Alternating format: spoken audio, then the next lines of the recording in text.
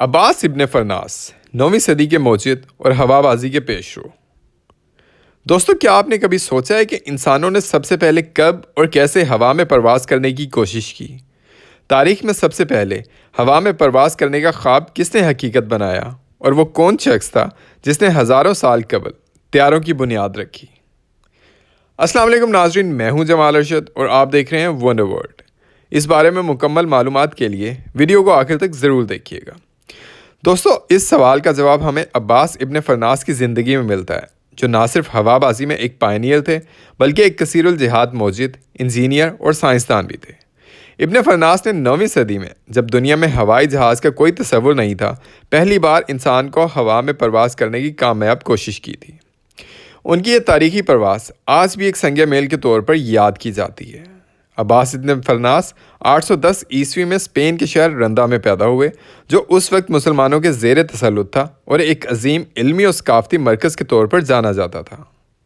دوستو، کیا آپ جانتے ہیں کہ ابن فرناس نے اپنی زندگی کے ابتدائی سالوں میں کرتبہ جیسے اہم شہر میں تعلیم حاصل کی، جو اس وقت اسلامی دنیا کا ایک اہم تعلیمی مرکز تھا۔ کرتبہ میں اپنے علمی سفر کے دوران انہوں نے مختلف علوم کا مطالعہ کیا اور اپنی تحقیق میں اضافہ کیا۔ اس شہر کی علمی فضا نے ان کے ذہن کو کچھ انوکھا سوچنے میں مزید طول بخشا اور انہوں نے مختلف سائنسی تجربات میں حصہ لیا۔ ابن فرناس کی سب سے مشہور کامیابی ان کی ہوا بازی میں تھی۔ آپ کو یہ جان کر حیرانی ہوگی کہ ابن فرناس وہ پہلا شخص تھا جس نے ہوا میں پرواز کرنے کی کوشش کی۔ 9ویں صدی میں جب ہوائی جہازوں یا ہیلی کاپٹرز کا کوئی تصور بھی نہیں تھا، عباس ابن فرناس نے ایک خاص قسم کے پروں کا استعمال کیا جو ریشم، لکڑی اور پرندوں کے پر سے بنائے گئے تھے۔ ان پروں کو انہوں نے یمن کے جبل العروس پہاڑ سے اپنی پرواز کے لیے استعمال کیا، لیکن سوال یہ ہے کہ وہ اس پرواز میں کتنی دیر تک کامیاب رہے۔ ابن فرناس تقریباً 10 منٹ تک ہوا میں تیرتے رہے اور زمین سے کافی بلند ہو گئے، لیکن آخرکار ان کی پرواز ایک سانحے میں بدل گئی کیونکہ ان کے پاس اترنے کے لیے کوئی مناسب طریقہ کار نہیں تھا۔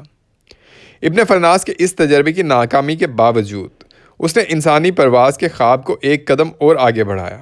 کیا آپ جانتے ہیں کہ ان کا یہ تجربہ دوسرے موجودوں کے لیے ایک تحریک بن گیا؟ ان کی پرواز کے تجربے نے ثابت کیا کہ انسان کا خواب حقیقت میں بدل سکتا ہے، تاہم اس کے لیے بہت ساری تحقیق اور تجربات کی ضرورت تھی۔ ابن فرناس کی اس پرواز کو کامیاب نہ ہونے کے باوجود تاریخی اہمیت حاصل ہے، کیونکہ اس نے ہوا بازی کے میدان میں نئے امکانات کو جنم دیا۔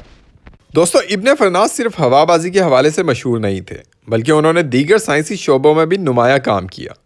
انہوں نے پانی سے چلنے والی گھڑی، واٹر پاورڈ کلاک کی ایجاد کی اور کوارٹز کرسٹل پر بھی تجربات کیے۔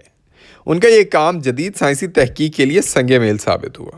کیا آپ کو پتہ ہے کہ انہوں نے بصارت سے متعلق عدسوں کی تیاری میں بھی اہم کام کیا؟ ان کے ان اختراعات نے نہ صرف ان کے زمانے کے سائنسدانوں کو متاثر کیا بلکہ آنے والی نسلوں کے لیے بھی رہنمائی فراہم کی۔